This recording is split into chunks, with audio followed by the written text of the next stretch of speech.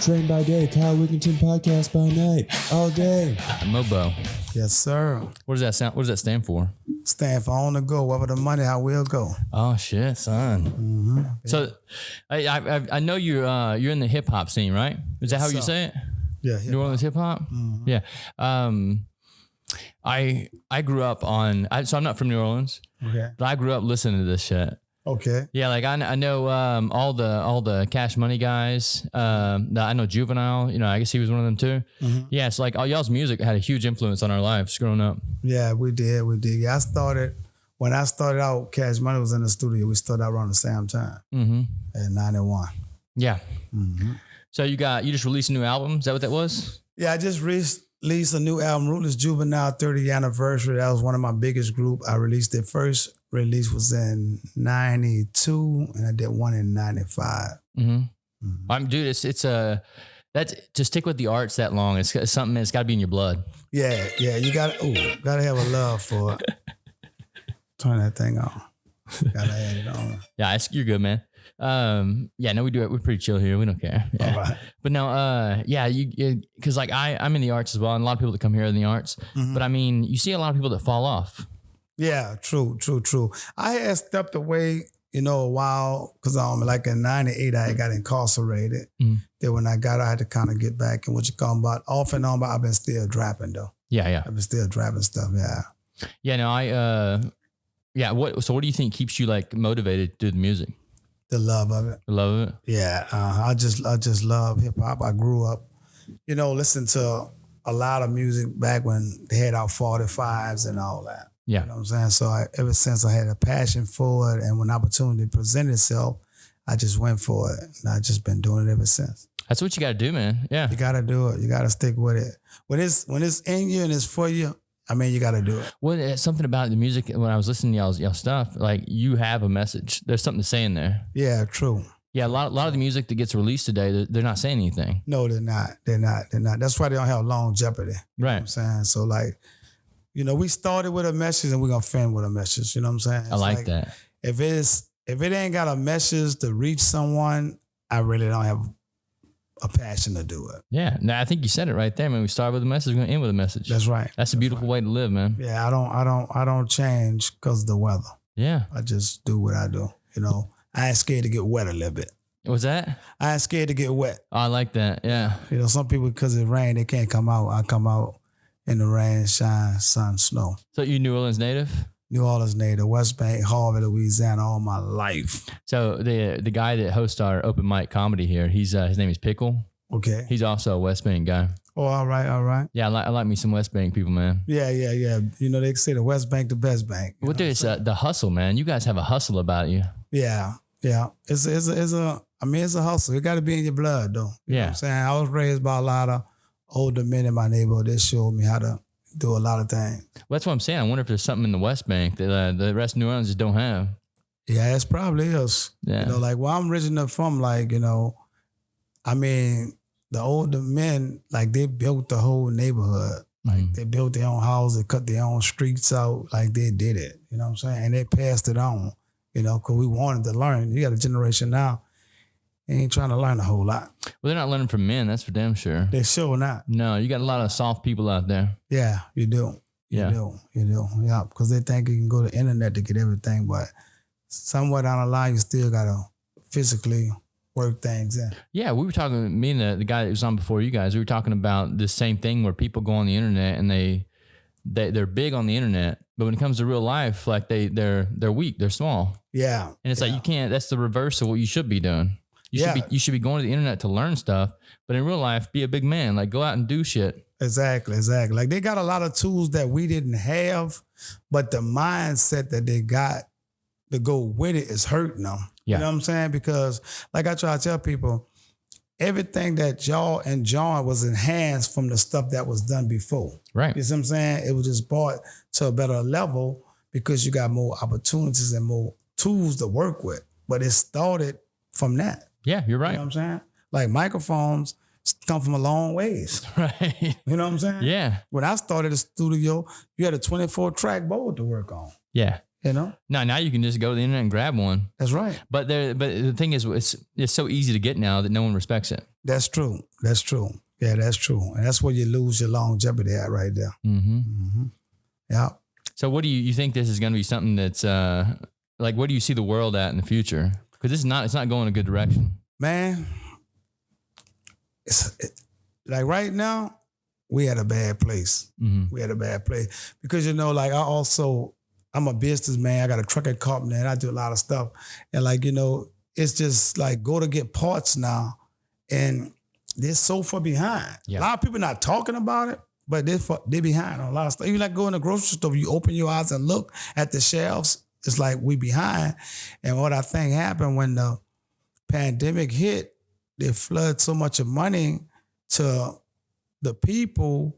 So now people is lazy. People is not like it was when we was coming up. Yeah. Want to work for things, you know what I'm saying?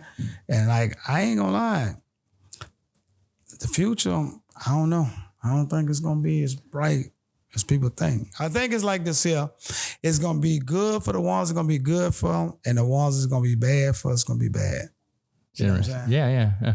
Yeah, no, we're having issues with employees around here too. I don't know if you had employees. Yeah. Everybody. Yeah. Everybody. And that's why they can't get no parts and stuff because nobody want to work no more. Yeah. Like everybody, I'm talking about everybody. That's the main problem. Like nobody want to work. Well, and they keep doing it too. They keep giving people more money, don't they? Because everybody think it can happen on the internet and everybody gonna become a millionaire overnight.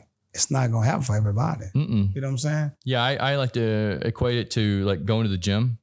Exactly. You go to the gym every single day, you build muscle that way. You don't go to the gym and expect to be ripped the next day. Yeah, I go to the gym all the time. And I tell people all the time, I said, man, we ever figure a way that we can get people in shape without coming there, we'll be multi-billionaires. It'd be nice, wouldn't it? It'd be billionaires. Yeah, dude. If we can figure out that way to get all these people in shape without showing up, it's over. Oh, yeah. I mean, I don't think if we could figure that one out, though, it probably still wouldn't be healthy. Nah, it wouldn't. No, it's just not the way that it's not the way the body works. It'd be cheating like they're cheating on everything else. Yeah. Everybody want to take the shortcut. Mm-hmm. It's just not the way to go. But that's the big problem with, I think, the internet today is that we see these people online like Instagram and stuff, and they look like they're famous already, but they're not famous. No, it's all just image. No. They didn't put the work in. They didn't. And they don't show you the work behind the stage and behind the camera. You know what I'm saying? Like you having your spot right here. People ain't seen when you was doing the mechanical works and all. They don't see that. They just enjoy when they come and see, oh man, it's nice. Yeah, no, it's been a lot of work, man. Nobody don't show that. Right. You know like everybody say, I come from the bottom, show the bottom. Yeah. You know what I'm saying? Let's see the bottom. Yeah. No, that's why I like to keep everything pretty low key here. Because I want to show people that you can do this by yourself. That's right. You just go buy the stuff and put a little bit of work in. Mm-hmm. We had a couple of people that were doing podcasts here before, and they did maybe like 3 or 4 podcasts. I was like helping them out. I was like, we'll could do the stuff for you. Yeah. And it lasted like 4 or 5 podcasts, and they were out. Yeah. Just because, and they weren't even really doing anything. I was like, you're gonna have to edit your own footage. I'm not editing it for you. Exactly. But I'll let you use the equipment. Yeah. Yeah. And it didn't, once again, that respect thing wasn't there. They weren't putting the work in, so they didn't respect the fact they could use this stuff. Yeah, like I said, man, all to be proven nowadays in this time, to me, you got to get past 10 years to be successful in my book. That's a good point. You got to get 10 years, you know what I'm saying? And half of these people, they don't make it past 3 years. Yeah. Yeah. They just don't, because people just think money, I'm just doing it for the money. You just can't do it for the money. Right. You're not going to show up every day just for the money. No. You're just not going to do it. Nobody want to work. Nobody want to work. You're right, man. We can have good things that don't work. We all do that. But it just don't work like that. Yeah. So they do their 3 years, and if they're not famous or rich after that, they give up. Yeah, because they was doing it for the money and it was passion now. Yeah. You know what I'm saying? When you can have like 31 years in the music business, I've been 12 years in the trucking business. I done did real estate. I done did a lot of things. Mm-hmm. You know what I'm saying? I mean, it counts for something. Yeah. And I try to tell it to my kids, like, bro, like y'all don't understand, but that's where we at in life. That's what society is feeding the younger folks. Like, nah, you ain't got to do it the way your daddy did it. This one did it, that one. It ain't like that for everybody. That's got to be tough too, right? You have some kids. So, I mean, your kids, you want to teach them the right way, but society's telling them something different. It's telling them something different. So how is that? Hard. Yeah. It's hard. It's hard. So my youngest one now is 23. So, hey, figure it out on your own, partner. You know what I'm saying? He'll figure it out. Or He'll figure it out. Sink or He swim. may Right? hope he figure it out. Sink or swim. Yeah, because it ain't like they think it is. You know what I'm saying? Yeah. Well, that's why I think it's cool what you're doing with people like El Mont and stuff. You know, you're taking these guys who want to learn. Exactly. And that's the thing is, you got to find people like El Mont who willing to respect the generation came before them and want to learn. You know what I'm saying? I mean, like, if I just reached that one person, I did my job. You know what I'm saying? Because everybody's not assigned to you to teach. You know what I'm saying? Everybody's not teachable. You know what I'm saying? So, like, even like my kids, like, I love it, but hey, maybe somebody else can teach you. It ain't for me to teach you no more. Right. You know what I'm saying? I got you to the age you are. Hey, figure it out. Yeah. You know? But they got a few young folks that they really, you know, want to learn and understand stuff, you know, and want to learn. Yeah. It's, when I start looking around, you know, you look for leaders, right? As men, you look for other leaders. And even as a man who's like looking for mentors and things, it gets harder and harder because these young guys that are coming up, like no one wants to learn anymore. No. They think they already have it all figured out. And it's like, no, you got to find somebody that's above you to help you learn. That's right. I told my youngest son, I try to tell him all the time, I said, son, this is what you got to figure out. I was a kid before and I'm your daddy. You never been a daddy before. You was a kid. I said, you got to count that for something. You know what I'm saying? So a lot of things that you trying to explain, I done been through. I done been a kid before. I had parents I had to respect and look up to, you know? So that's what they got to understand, man. When they do understand that, they can take over the world. They can change the world. Yeah. If they can take the knowledge that we got, they can change the world and make it so much equal and more better for the people.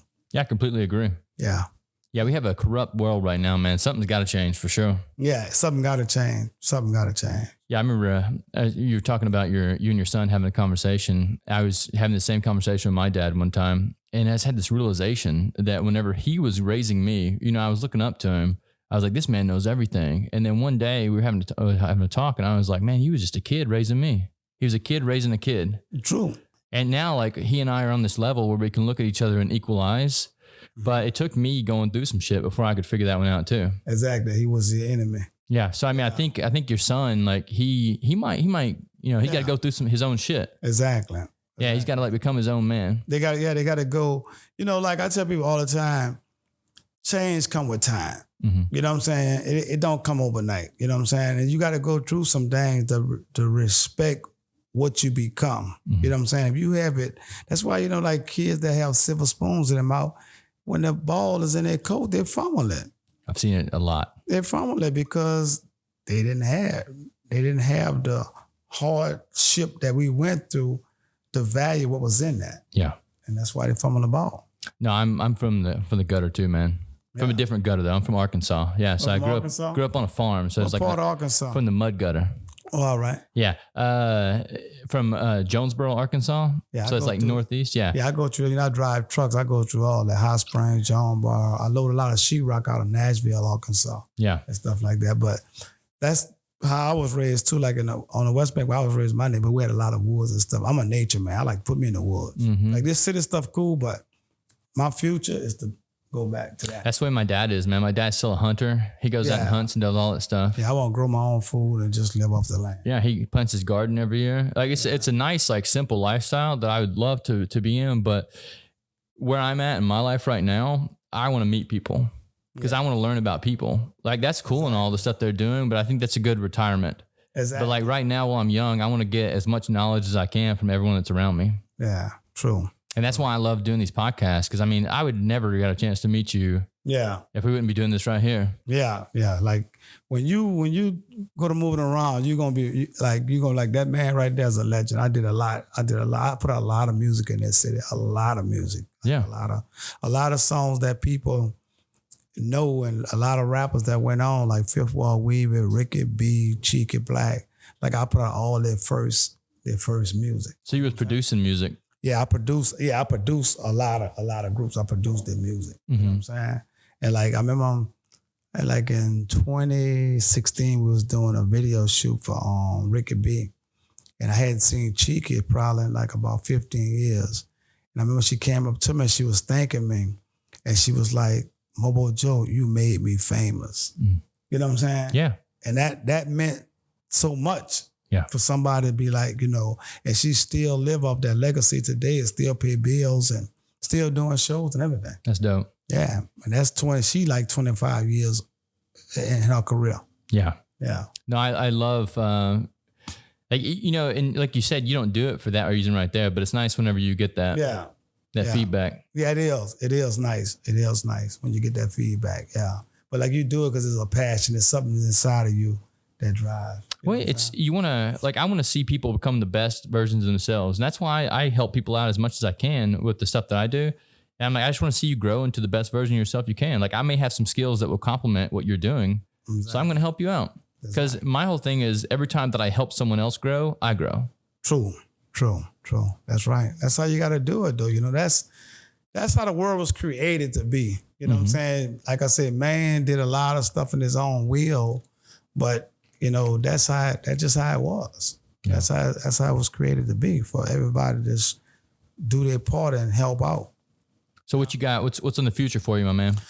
Well, right now, like I said, I just finished the Ruthless Juvenile 30th anniversary. That was my biggest act, and I have a big fan base. I got a fan base all over the world, and I did it for my fans. You know what I'm saying?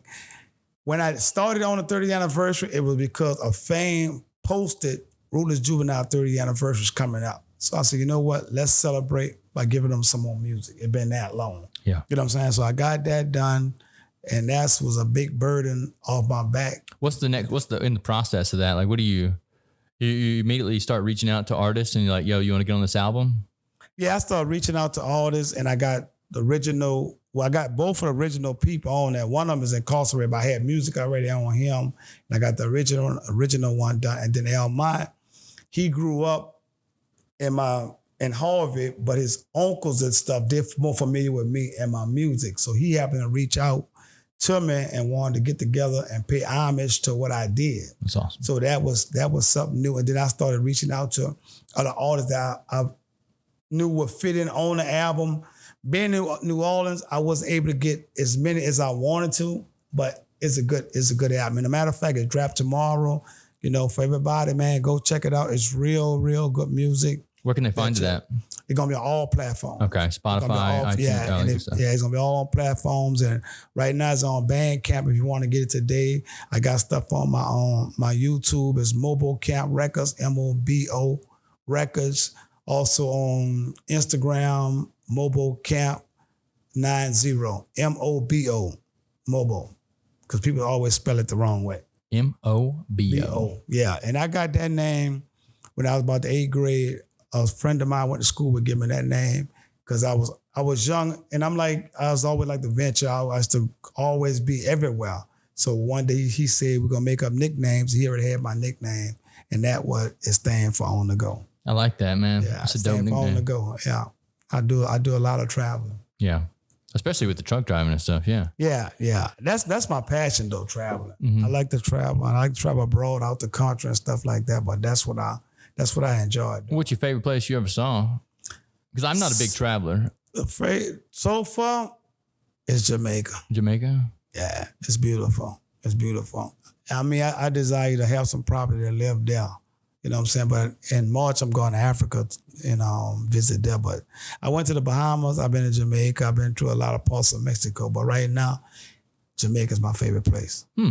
Yeah, I've never been there. Like I said, I'm not really a big traveler. I like to sit and let the world come to me. Yeah. Yeah, I think it's pretty dope. But I mean, I know that there's a lot of people that like to travel. I had some friends that went to Egypt this past year. They had a good time in Egypt. Oh, all right. Yeah, that's big right there. Yeah, I think it's kind of scary to travel right now though, right? With the way the world is. Yeah, it is kind of. Because I'd have been gone, but I didn't move. After the pandemic, I've been sitting still. So March going to be my first time getting back on my road, going out the country. Yeah. Yeah, because it is kind of. Well, it's the world's in a sticky situation right now, so you never really know what's going to happen at any moment. No, you just don't. Beyond what you just don't know what's going to happen. Mm-hmm. You just don't. You just gotta take it day by day because you don't know. It ain't like you can predict it in the past. It's different now. Well, I wonder a lot too. Like, you know, if you watch the news, they're fear mongering every day, right? Mm-hmm. But if we're chilling out right now, the people outside walking around, the sun's shining. Mm-hmm. Like, I wonder if a lot of times if the world is as bad as they keep telling us it is. And that's why I don't much own television. Me neither, man. I hate because it tells you a vision. Like I don't, I blocks out. Like I tell people, always pronounce it. Don't say TV, say television. That's that fucking lyricist, son. You watch it. It's telling you a vision. Yeah. The stuff that you listen on the radio. I like to control my own subconscious. I like to feed what I like to feed. Like coming here, doing this stuff, you know what I'm saying? This is real to me. Mm-hmm. You know what I'm saying? That stuff there is control. And it's been like that. Yeah. It's been like that.